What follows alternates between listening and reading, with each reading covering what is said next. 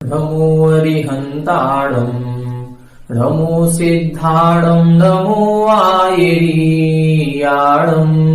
नमो वज्झायाणम् नमो लोये सवसाऊढम्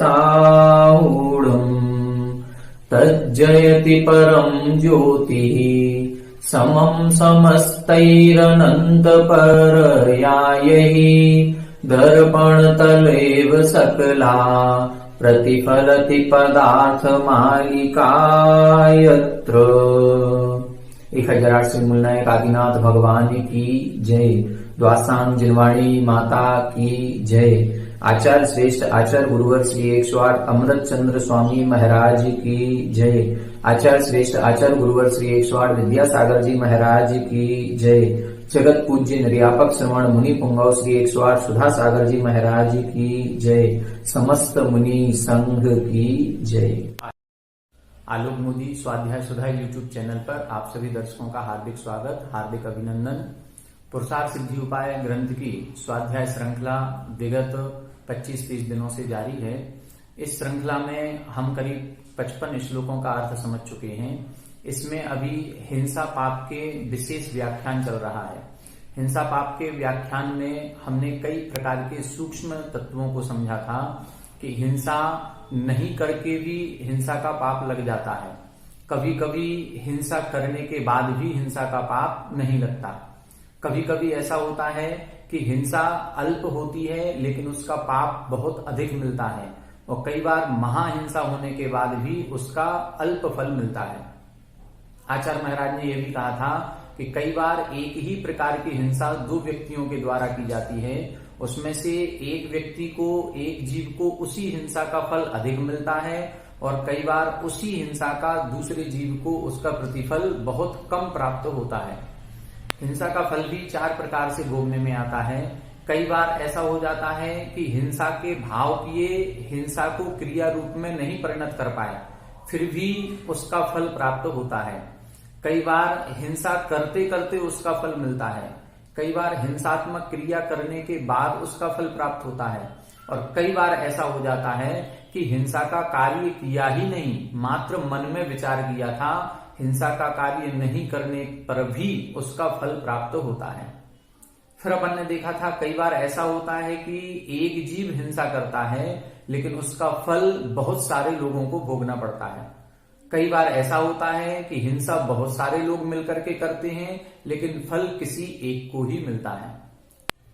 पिछली कक्षा में हमने पढ़ा था एकः करोति हिंसाम भवन्ति फल भागिनो बहवः। यहां बताया था एक जीव हिंसा करता है लेकिन उसके फल के भागीदार बहुत सारे जीव होते हैं। जैसे हमने बताया था, एक उदाहरण आपको बताया था कि एक राजा शिकार खेलने गया और उसके साथ 500 दरबारी या 500 सैनिक उसके साथ गए थे। उस राजा ने हिंसा की और 500 जो उसके साथ दरबारी उसके सैनिक गए थे उन्होंने तालियां बजाई। उन्होंने कहा कि वाह राजन, क्या आपने तीर चलाया, बहुत अच्छा। ये जो अनुमोदना उन्होंने की, हिंसा तो राजा ने की थी लेकिन उस अनुमोदना का फल उन सभी जीवों को भी प्राप्त हुआ था। इसी प्रकार से हिंसा जैसे एक जीव ने की, फल उसका बहुत जीवों ने भोगा। इसी प्रकार से बहुत सारे लोग मिलकर के हिंसा करते हैं लेकिन उसका फल एक ही जीव को मिलता है। जैसे जब युद्ध आदि होते हैं तो युद्ध में लड़ाई जो करते हैं या युद्ध में जो एक दूसरे की मारकाट करते हैं वो तो सैनिक करते हैं, तो अनेक जीवों, लाखों करोड़ों सैनिकों का घात एक युद्ध में होता है। लेकिन उस हिंसा का फल किसको मिलेगा? उस राजा को मिलेगा जिस राजा के कारण से यह युद्ध हुआ है। तो हिंसा बहुत सारे लोगों ने की लेकिन उसका फल एक राजा को मिलेगा। अब आज की कक्षा में अपन पढ़ेंगे कि हिंसा करने के बाद भी उसका फल अहिंसा रूप से मिल सकता है, और कई बार हिंसा करने का फल हिंसा रूप से भी मिलता है। कई बार अहिंसा करने के बाद, जीवों की रक्षा करने के बाद भी हिंसा का पाप मिल सकता है, और कई बार अहिंसा का फल अहिंसा रूप से भी मिलता है। हिंसा का फल हिंसा रूप से भी मिलता है, अहिंसा रूप से भी मिलता है। अहिंसा का फल हिंसा रूप से भी मिलेगा और अहिंसा से भी मिलेगा। आइए देखते हैं, पहले श्लोक का उच्चारण करें फिर इसका अपन अर्थ समझेंगे।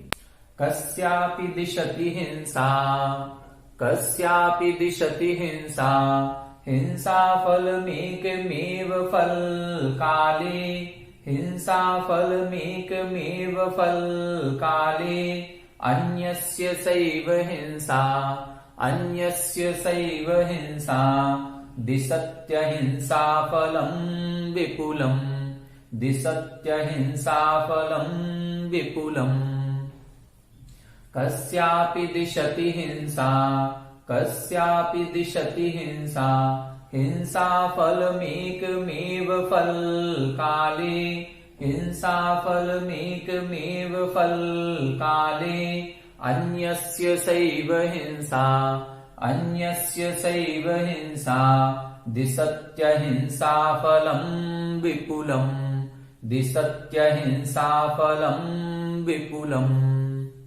यहां बता रहे हैं कस्य अपि दिशति हिंसा हिंसा फलम एकम एव फलकाले। कस्य यानी किसी जीव को हिंसा दिशति हिंसा देती है। किसी जीव को हिंसा क्या देती है? हिंसा फलम एकम एव एक हिंसा फल को ही देती है। किसी जीव ने हिंसा की और उस हिंसा का फल उसको किस रूप में मिल रहा है? हिंसा फलम एकमेव हिंसात्मक रूप से ही मिलता है। कब? फल काले, जब उसका उदय प्राप्त होता है। हमने किसी जीव को मारा, उस जीव को मारने का जो पाप मिला है वो पाप का फल हमें हिंसा रूप से ही प्राप्त होता है। कस्य अपि दिशति हिंसा हिंसा किसी को देती है फल काले यानी उदय काल में हिंसा फलम एव हिंसा के फल को ही देती है। अन्यस्य लेकिन वही सैव हिंसा वही हिंसा सा एव हिंसा वही हिंसा अन्यस्य किसी दूसरे जीव को दिशति अहिंसा फलम विपुलम दिशति यानी देती है अहिंसा फलम विपुलम बहुत अधिक अहिंसा के फल को देती है। फिर से देख रहे हैं हिंसा किसी जीव को हिंसा के फल को ही देती है और किसी जीव को वही हिंसा अहिंसा के फल को देती है। कितने आश्चर्य वाली बात है। यहां बता रहे हैं कि क्रिया तो हिंसा की ही हो रही है। एक जीव को हमने भी मारा और किसी दूसरे जीव ने भी मारा, लेकिन हमने जो मारा तो हमें हिंसा का फल मिला और किसी दूसरे जीव ने मारा उसको अहिंसा का फल मिल रहा है, अहिंसा का पुण्य फल मिलेगा। तो जब क्रिया पाप रूप हो रही है तो उसका फल भी पाप रूप ही मिलना चाहिए, लेकिन हो ये रहा है कि एक को उस पाप रूप क्रिया का फल पाप रूप से मिल रहा है और दूसरे को उस पाप रूप क्रिया का फल पुण्य रूप से मिल रहा है। ऐसा कैसे हो जाएगा? वो भी क्या लिखा? विपुलम। विपुलम का मतलब बहुत अधिक अत्यधिक रूप से पुण्य फल देता है। अब इसको ऐसे समझेंगे कि अहिंसा का फल उसको मिलेगा जिसको अधिकार दिया गया है उस जीव को मारने का। जैसे हम एक जीव को मारते हैं, अब एक व्यक्ति को हमने मार दिया, मर्डर कर दिया। क्यों कर दिया? क्योंकि उसने हमारा बिगाड़ किया था, हमारा बैर परिणाम उससे था, उसने हमें बहुत हानि पहुंचाई थी और हमारे संक्लेश परिणाम इतने हुए कि हमने जाकर के उसका मर्डर कर दिया। ये जो हिंसा हमने की है इसका फल हिंसा रूप से ही मिलेगा।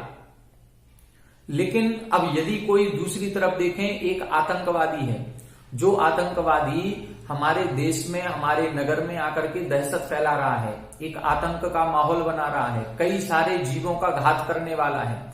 अब सरकार की ओर से भी उसको पकड़ने के लिए चाहे जिंदा पकड़े चाहे मुर्दा पकड़े, चाहे उसको जिंदा की अवस्था में उसको पकड़ के लाया जाए और चाहे उसको मार करके उसको सरकार के सुपुर्द किया जाए, ऐसी दोनों ही परिस्थितियों में जब आतंकवादी के साथ ये घटना घटेगी तब जाकर के जो उसको पकड़ता है या जो उसको मारता है उसको लाखों का इनाम भी दिया जाता है।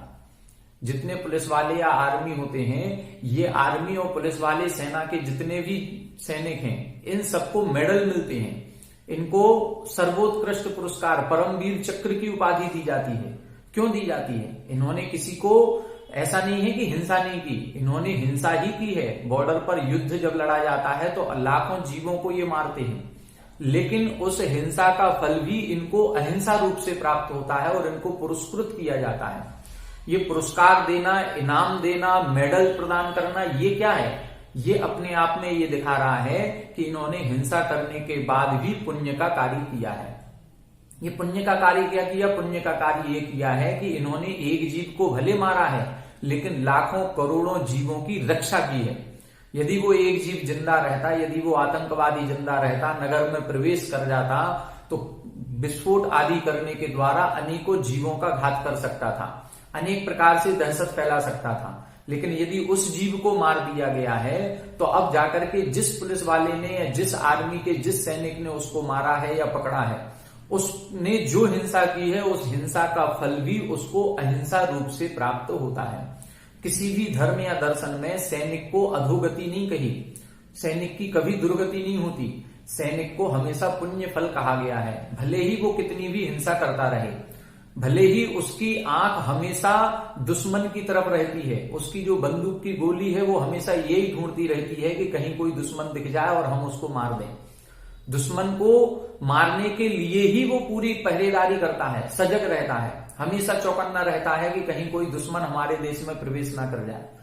तो उसकी निगाह हमेशा जब हिंसात्मक कार्य पर है, तो फिर उसको पुण्यफल कैसे? पुण्यफल इसलिए है क्योंकि उसका भाव मारने का नहीं है, उसका भाव लाखों करोड़ों अपने नागरिकों को बचाने का है।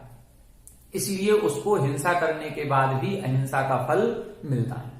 यदि जिसको हमें अधिकार नहीं दिया गया है, हमें किसी भी जीव को मारने का अधिकार नहीं है, हम सामान्य व्यक्ति हैं, हम आतंकवादी भी आएगा तो भी उसको नहीं मारेंगे। यदि हमने उसको मार दिया तो हो सकता है हमारे ऊपर केस चल जाए, क्योंकि हम अधिकारी नहीं हैं।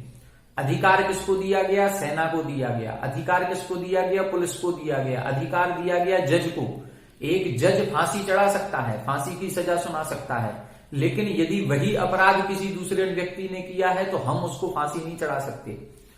जैसा जो कहा जाता है कि कानून को अपने हाथ में मत लें, कानून को आम आदमी अपने हाथ में नहीं ले सकता। जिसको उसका अधिकार दिया गया है, वह यदि अपने अधिकारों का पालन करता है और किसी जीव की हिंसा भी करता है, तो भी उसको अहिंसा का फल प्राप्त होता है। कैसा? विपुलम। विपुलम का मतलब बहुत अधिक। क्यों हुआ? क्योंकि उसने एक जीव की हिंसा नहीं की है, उसने उस आतंकवादी को पकड़ा है और पकड़ करके उसको मारा है। उस आतंकवादी को मारा है जिसने कई जगह विस्फोट करके कई सारे लोगों की जानें ली।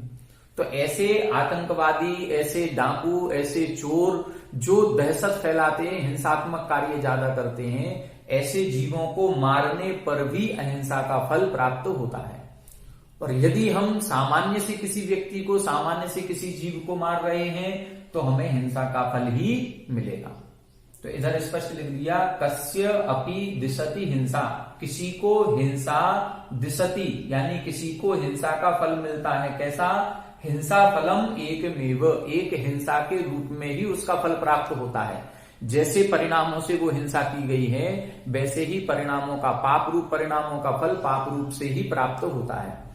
लेकिन अन्यस्य सैव हिंसा, वही हिंसा, उसी आतंकवादी को हमने मारा, उसी आतंकवादी को एक पुलिस वाले ने मारा, तो पुलिस वाले को मेडल मिलेगा और हमारे ऊपर केस चलेगा, हमारे ऊपर FIR दर्ज होगी।